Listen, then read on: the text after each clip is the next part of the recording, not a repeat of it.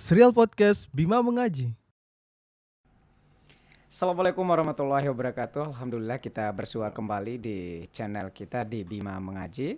Alhamdulillah atas izin dan rahmat Allah Subhanahu wa taala kita kembali bersua di sini dengan salah satunya kita berada di program Bima Mengaji tentunya dengan topik-topik yang cukup menarik. Dan alhamdulillah untuk menyebar kebaikan salah satunya depan topik kami, kita mengingatkan kembali agar Anda like, komen, dan juga subscribe channel kami di Bima Mengaji. Salah satu juga untuk bagian dari Anda untuk menyebarkan kebaikan. Kita berbicara terkait topik hari ini, yakni tentang orang yang banyak sekali ketahui, salah satunya pemirsa dan Anda dimanapun Anda berada di channel Bima Mengaji, adalah tentang hidayah yang orang impi-impikan namun tidak diraih dengan keseriusan. Kita mengangkat salah satu topik ini bersama dengan Ustadz kita. Jadi yang kita angkat adalah hidayah menuju jalan keselamatan. Dan sudah hadir di tengah-tengah kita Al Ustadz kita Haris LC, dan kita langsung bahas saja. Assalamualaikum warahmatullahi wabarakatuh. Waalaikumsalam warahmatullahi wabarakatuh. Kabar sehat Ustadz? Alhamdulillah, khair, alhamdulillah. Oke. Barakallah. Tadi sudah saya paparkan sedikit tentang hidayah. Banyak sekali orang yang menginginkan, tapi mereka tidak serius untuk menuju jalan hidayahnya. Seperti apa sebenarnya hidayah itu Pak Ustadz? Taib, bismillah, salatu wassalamu ala rasulillah wa ala alihi wa sahbihi wa man tabi'ahum bi ihsan ila yaumiddin, amma ba'd. Hidayah ini merupakan sebuah kata yang banyak Allah Subhanahu wa taala sebutkan di dalam banyak ayat, di banyak surat, dan juga Nabi SAW menyebutkan dalam banyak hadis. Sebagaimana disebutkan oleh Ibnul Jauzi rahimahullahu taala, kata hidayah yang berasal dari kata al-huda itu memiliki sedikitnya 20 bentuk makna. Demikian juga disebutkan oleh As-Suyuti dalam tafsirnya. Beliau menyebutkan tidak kurang dari 17 bentuk makna kata al-huda. Yang pada intinya kata al-huda yang bermakna hidayah ini bermuara pada makna penjelasan dan pengarahan kepada sesuatu dengan tujuan atau maksud tertentu. Jadi hidayah kalau ditinjau dari sisi bahasa, sebagian ulama mengatakan al-irsyad wa dalail. Hidayah itu maknanya adalah pengarahan dan juga dalil-dalil dan petunjuk. Nah, itu dari sisi bahasa. Sedangkan dari sisi istilah, yang paling bagus dalam mendefinisikan hidayah ini secara istilah, sebagaimana dinukilkan oleh para ulama dari ucapan imam yang terkenal, ya, muridnya Ibnu Taimiyah rahimahullah taala, yaitu Ibnul Qayyim. Beliau menjelaskan bahwasanya hidayah secara istilah syar'i ini sedikitnya memiliki 4 cakupan makna. Baik. Yang pertama, hidayah yang sifatnya atau yang bermakna umum. Nah, hidayah bermakna umum ini mencakup semua makhluk.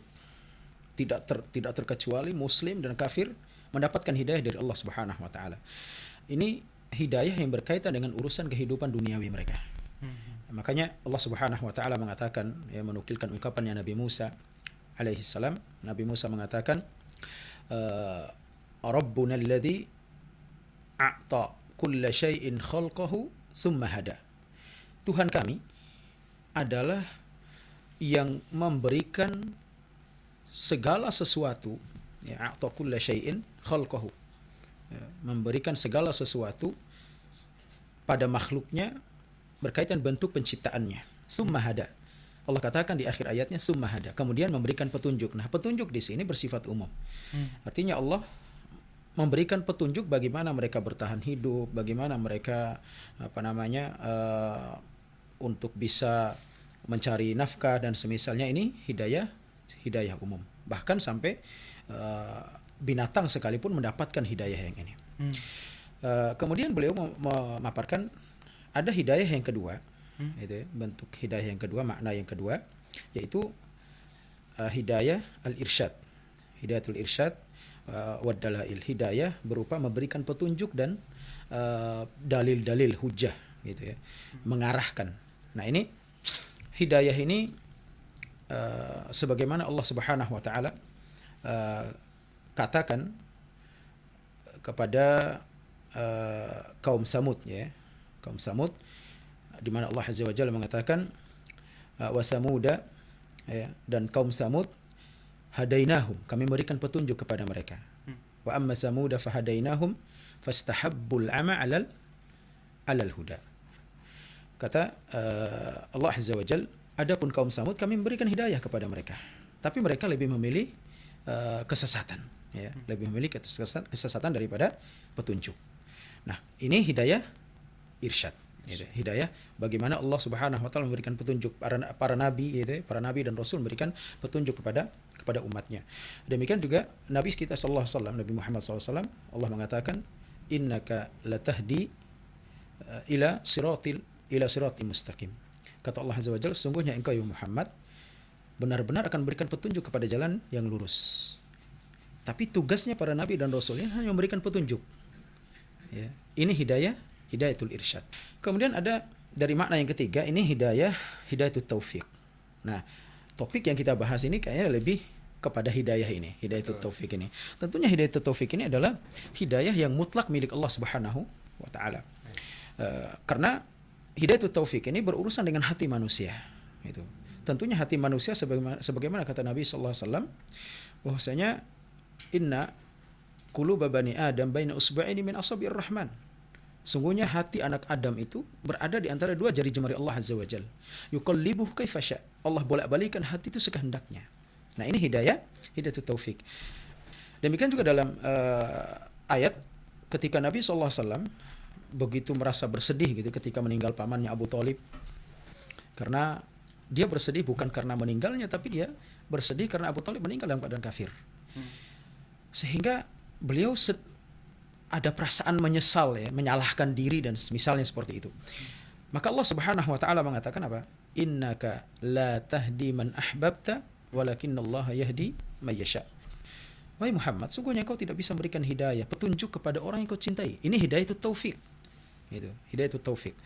Akan tetapi Allah lah yang berhak memberikan petunjuk kepada siapa yang dikehendaki. Kenapa? Karena dalam ayat yang lain Allah Subhanahu wa taala mengatakan, "Innallaha yudhillu may yasha wa yahdi may yasha."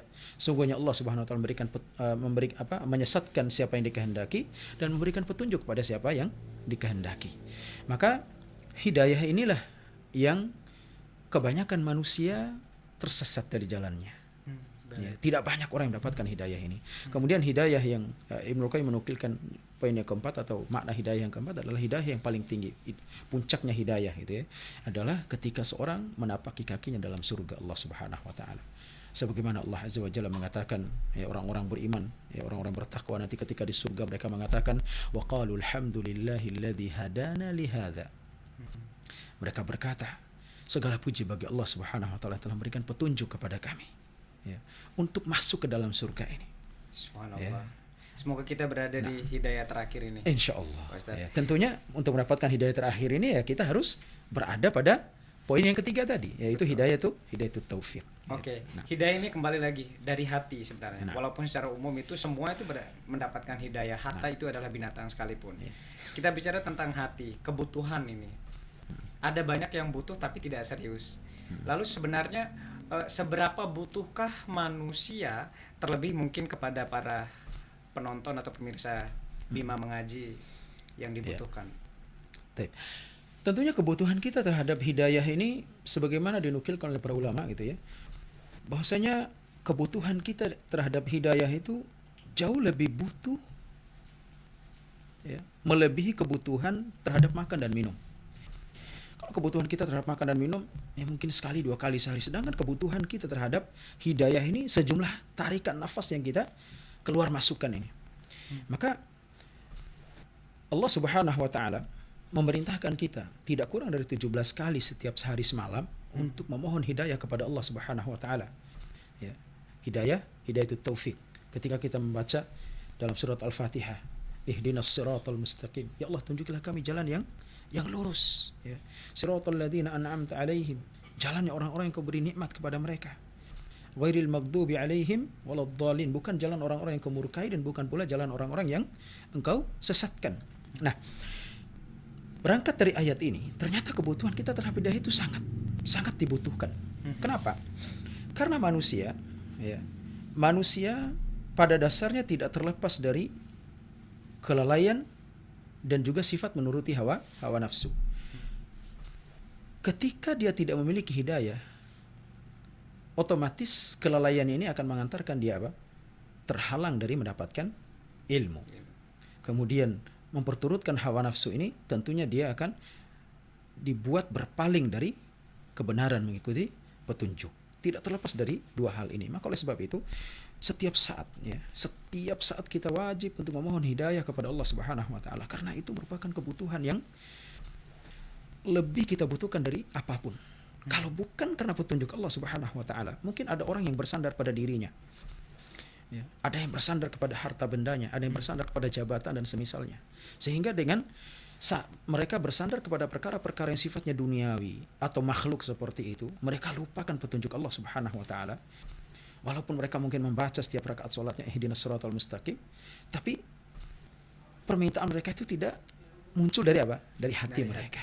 Nah, sehingga dalam tindakan mereka atau dalam melakukan perkara-perkara tertentu yang mungkin sudah direncanakan secara matang dan semisalnya, toh ternyata gagal, ternyata batal, ternyata seperti ini dan seperti ini, karena petunjuk dari Allah Subhanahu wa taala. Ini menunjukkan bahwasanya wajib kita meminta kepada Allah Subhanahu wa taala yang namanya hidayah ini. Makanya Nabi sallallahu alaihi wasallam berdoa kepada Allah Subhanahu wa taala, meminta kepada Allah tentang hidayah. Bayangkan Nabi, manusia yang sudah dijamin masuk surga, diampuni dosa-dosa yang lalu dan akan datang, tapi tidak pernah meninggalkan meminta hidayah ini. Selain membaca Al-Fatihah tadi, Nabi SAW membaca doa apa? Allahumma inni as'alukal huda. Ya Allah, aku mohon petunjuk kepadamu. Allahumma inni as'alukal huda wat-tuqa wal afafa wal ghina. Ya Allah, aku minta kepadamu petunjuk, minta kepadamu ketakwaan hatiku, meminta kepadamu terjaga kehormatan dan juga kekayaan, rasa kecukupan dalam hati. Ini Nabi meminta hidayah, memberikan petunjuk kepada kita bahwasanya tidak boleh kita melalaikan memohon hidayah kepada Allah Subhanahu wa taala. Ini menunjukkan kita sangat butuh kepada hidayah. Sangat butuh sekali. Dan sudah jelas kalau Nabi Muhammad SAW, kita sendiri yang kita tidak tahu bagaimana nasib kita, sebenarnya kadang butuh gitu, Pak Ustadz. Tapi mereka kadang juga mereka tidak mengerti. Padahal ini adalah guide-nya, panduan untuk hidup. Lalu untuk mendapatkan hidayah itu sebenarnya apakah kita mencari sendiri atau memang katanya tunggu saja hidayah datang? Tunggu saja. Bahkan ada yang bilang tunggu nanti usia, nanti akan datang. Ya. Memang tidak jarang statement yang dikeluarkan oleh sebagian kaum muslimin dari lisan-lisan mereka keluar pernyataan-pernyataan seperti itu, bahwasanya ketika kita mengajak pada kebaikan, ya nanti dulu, kayaknya belum ada hidayah, belum dapat hidayah dan seterusnya. Belum waktunya. Ini seakan-akan memberikan kesan bahwasanya hidayah itu akan turun seperti hujan dari langit gitu ya. Baik. Atau seperti berbuahnya pohon dari dahannya ya, keluarnya buah dari tangkainya. Nah, ini merupakan pola pikir yang keliru gitu, yang harus diluruskan. Baik. Karena hidayah itu tidak akan mungkin datang dengan sendirinya. Sebagaimana ilmu, nggak mungkin kan kita duduk berpangku tangan di rumah, kemudian kita akan menjadi seorang profesor, menjadi orang yang luar biasa dalam sisi keilmuannya. Nggak mungkin. Nah, kalau sekedar ilmu saja, yang ilmu ini notabene-nya merupakan sebab di antara sebab-sebab untuk mendapatkan hidayah itu adalah dengan ilmu ini.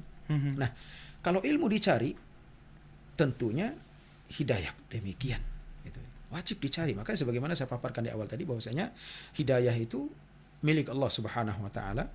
Ya tentunya harus kita lakukan sebab-sebab untuk mendapatkannya. Di antaranya tadi kita berdoa, Nabi SAW memohon hidayah. Ini menunjukkan kalau Nabi saja berdoa meminta hidayah, petunjuk kepada Allah Subhanahu wa taala, ini menunjukkan hidayah itu butuh dicari. Kita kan misalnya belum dikaruniai anak misalnya, kan banyak orang-orang ini ya. belum dikaruniai anak dengan usaha-usaha medis dan semisalnya.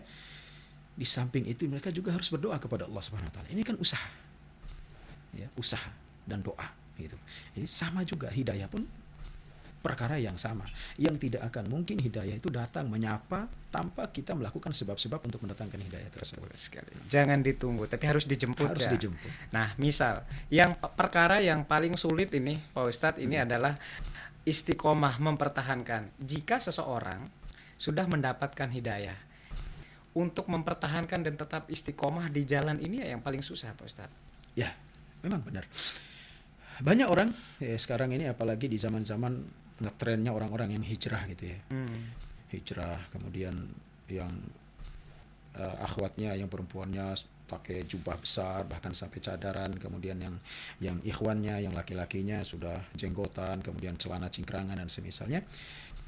Oh, ternyata itu hanya berlangsung setahun 2 tahun, kemudian kembali lagi mereka futur. Ya, futur dalam arti mereka mulai sudah malas untuk ke majelis, malas untuk berinteraksi dengan orang-orang yang sebelumnya mengajak mereka untuk hijrah dan semisalnya. Dan ini merupakan indikasi kalau mereka itu tidak istiqomah di atas petunjuk tersebut, di atas hidayah tersebut. Nah, tentunya sebagaimana sesuatu yang kita miliki, barang-barang yang berharga yang kita miliki, karena hidayah ini merupakan barang yang paling berharga, lebih berharga dari apapun yang ada di muka bumi ini. Tidak ada nilainya hidayah ini, karena hidayah tidak bisa dibeli. Ya, hidayah itu dicari dengan benar-benar ya, hati kita yang kita kuatkan, memohon kepada Allah Subhanahu wa taala, kemudian setelah Allah berikan, nah mempertahankan hidayah, istiqomah di atas hidayah ini merupakan perkara yang lebih sulit lagi. Karena apa? Allah Subhanahu wa taala akan memberikan keistiqomahan pada hati seseorang di atas petunjuk ini, tentunya sebagaimana saya sampaikan di awal tadi bahwasanya harus ada sebab-sebabnya.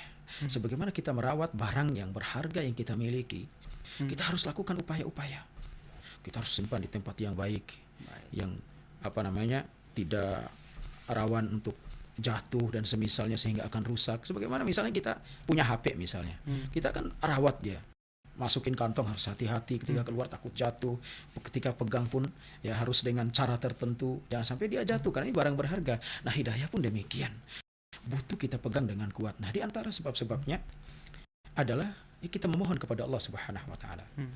Bentuk kita membaca doa di surah Al-Fatihah itu ihdinas siratal mustaqim, ini adalah bentuk doa. Kita memohon kepada Allah Subhanahu wa taala. Ini di antara sebab untuk kita bisa istiqomah di atas petunjuk. Nabi SAW mengajarkan kita.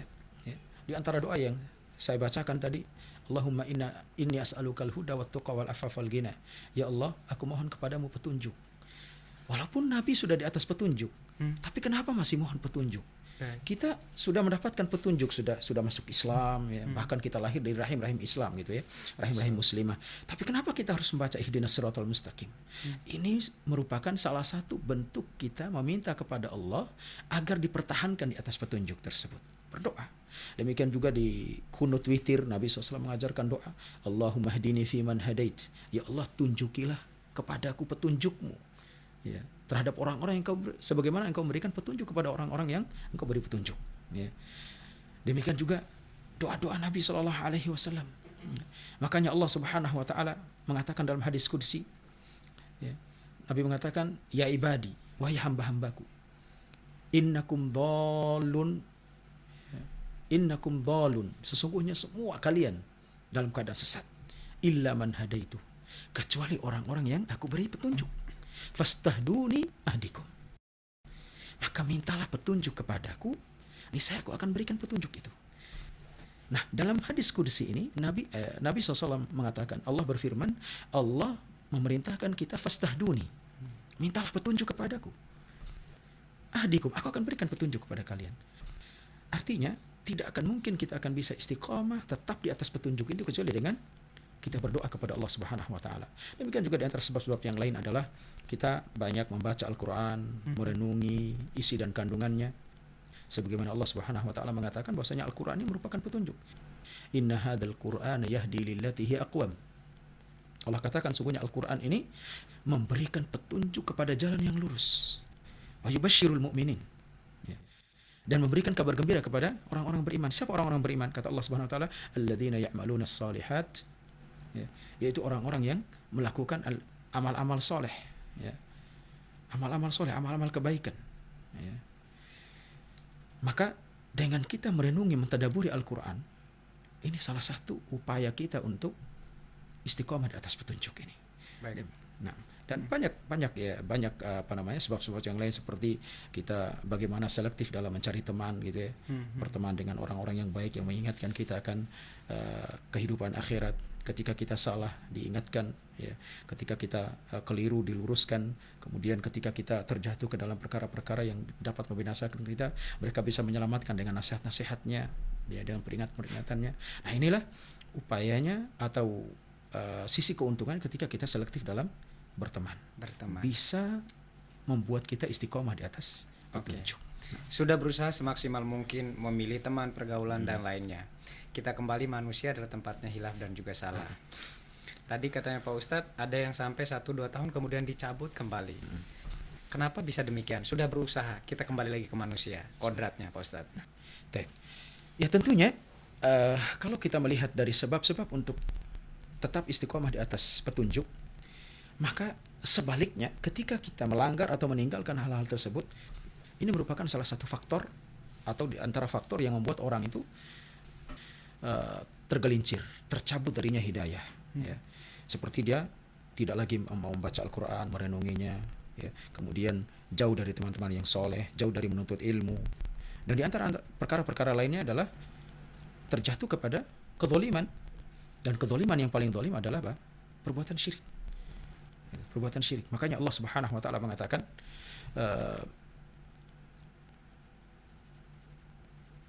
Allah Azza wa Jalla mengatakan, alladzina amanu wa lam yalbisu imanahum bidzulmin ulaika lahumul amn wa hum muhtadun. Allah katakan, dan orang-orang yang beriman dan tidak mencampur adukan keimanan mereka dengan kezaliman. Kezaliman di sini apa? Para sahabat mengatakan ketika turun ayat ini berat rasanya. Kata mereka, siapa di antara kita yang tidak menzalimi dirinya? Kata Nabi SAW, bukan kezaliman seperti yang kalian kira. Tidakkah kalian membaca firman Allah Subhanahu wa taala, ucapan al-abdus saleh, hamba yang saleh, yaitu Luqman. Wa idh qala Luqmanu li ibnihi wa huwa ya'idhu. Ketika Luqman berkata kepada anaknya ketika memberikan peringatan, ya bunayya, wahai anakku, la tusyrik billah. Janganlah engkau berbuat syirik. Inna syirka la dzulmun 'adzim. Sesungguhnya kesyirikan itu adalah kezaliman yang sangat besar, yang sangat besar. Maka ayat tadi Allah mengatakan orang-orang yang beriman dan tidak mencampur adukan keimanan mereka dengan kezaliman, yaitu kesyirikan. Apa kata Allah? Ulaika lahumul aman. Bagi mereka keamanan. Wahum muhtadun. Di akhir ayatnya Allah katakan, dan mereka lah orang-orang yang mendapat petunjuk. Nah, ketika kita jauh dari kesyirikan, kita akan selamat, akan tetap istiqomah. Ketika kita terjatuh ke dalam kezaliman atau kesyirikan ini, maka ini merupakan tanda kita dicabutnya hidayah oleh Allah Subhanahu wa taala. Demikian juga perkara yang lainnya. Ketika kita berpaling dari agama, ya, ketika kita berpaling dari majelis ilmu, makanya Allah katakan, falamma zagu azagallahu qulubahum. Ketika mereka berpaling dari agama Allah, mereka berpaling dari majelis ilmu, mereka berpaling dari peringatan-peringatan, azagallahu qulubahum, maka Allah akan palingkan hati mereka.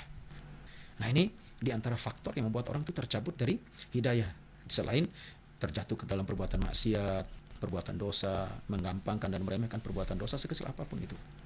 Maka ini merupakan faktor antara faktor-faktor yang membuat seorang itu tercabut hidayah darinya. Waliyadzubillah. Luar biasa. Semoga Anda pemirsa yang tetap setia bersama dengan podcast Bima Mengaji yang benar-benar sangat tengah mencari juga hidayah, Anda tetap istiqomah. Terakhir nih Pak Ustadz, sebelum kita tutup podcast kita di kali ini, ada kata-kata terakhir sekaligus imbauan kepada mereka yang benar-benar membutuhkan hidayah atau mungkin yang belum tersentuh hatinya seperti tadi, nanti saja. Ya, nasihat saya kepada seluruh kaum muslimin, ya, siapapun yang mendengarkan diskusi atau bincang santai ini, ya, agar senantiasa bertakwa kepada Allah Subhanahu wa taala, berusaha untuk menjemput hidayah, ya. Karena hidayah tidak datang dengan sendirinya. Lakukan sebab-sebabnya, diantaranya adalah berusaha untuk mencari tempat-tempat di situ diajarkan firman Allah Subhanahu wa taala, sabda Nabi sallallahu alaihi wasallam. Kemudian berusahalah mencari orang-orang yang mengajak kepada kebaikan, mengingatkan kita dari bahayanya ancaman api neraka. Kemudian berusahalah untuk mencari teman-teman yang bisa mengajak kita kepada kebaikan, mengingatkan kita ketika kita keliru. Dan di antara hal juga yang harus diperhatikan, jangan sampai melupakan kitabullah, ya, Al-Quranul Karim. Jangan lupa untuk dibaca, dipahami, diamalkan. Ya. Apa yang menjadi larangan dalam Al-Quran kita tinggalkan, apa yang menjadi perintah kita lakukan semampu kita. Agama Islam itu sebenarnya sederhana, ya, sangat sederhana, mudah. Cuman yang membuat berat ini karena apa? Sifat malas dari kita dan juga mengikuti hawa nafsu, mengikuti ajakan syaitan. Ini tentunya yang harus diperhatikan. Ya, berusahalah di samping tadi, selain kita bersungguh-sungguh untuk menjemput hidayah ini, ya juga kita harus bersungguh-sungguh. Di antara bentuk menjemputnya adalah berdoa kepada Allah Subhanahu wa taala, memohon kepada Allah agar Allah memberikan petunjuk kepada kita, dan berusahalah untuk tidak merasa bahwasanya kita sudah cukup Dan paling baik. ya, sudah cukup, saya ini nggak butuh lagi untuk belajar untuk ini. Nah, cara seorang muslim baru dia akan bisa mendapatkan hidayah, dia harus merasa bahwasanya dia ini masih sangat butuh terhadap ilmu, masih kurang apa yang ada pada dia, sehingga dia dengan perasaan seperti itu dia akan berusaha untuk mencari, gitu, untuk datang ke majelis-majelis ilmu dan seterusnya. Oke. Luar biasa sekali. Jadilah orang yang merasa masih dan butuh, apalagi bagi Anda yang berjuang untuk mencari hidayahnya. Dan semoga harapan kita semua adalah kita mendapatkan hidayah yang paling tinggi dan tetap istiqomah sampai dengan sekarang. Karena memang ada yang menyebutkan jangan terus berdoa untuk meminta harta, untuk meminta kekayaan dan lainnya, tapi mintalah hidayah, karena Anda meminta harta adalah bagian yang paling terburuk. Anda menginginkan hidayah adalah suatu yang paling tinggi. Demikian Pak Ustadz. Dan sayangnya ini adalah di penghujung perjumpaan kita. Nanti insya Allah kita akan mengangkat lagi tema-tema yang tentunya juga yang Anda butuhkan dan juga dari Anda semuanya. Untuk itu tetap menyebar kebaikan, salah satunya di podcast kita ini, di like, komen, dan juga subscribe. Itu adalah bagian dari amalan Anda juga, dan kita bersemangat semuanya. Semoga kita selalu dalam lindungan Allah Subhanahu wa taala, dan sekali lagi kita mendapatkan hidayahnya. Terima kasih. Wassalamualaikum warahmatullahi wabarakatuh, dan sampai jumpa. Waalaikumsalam.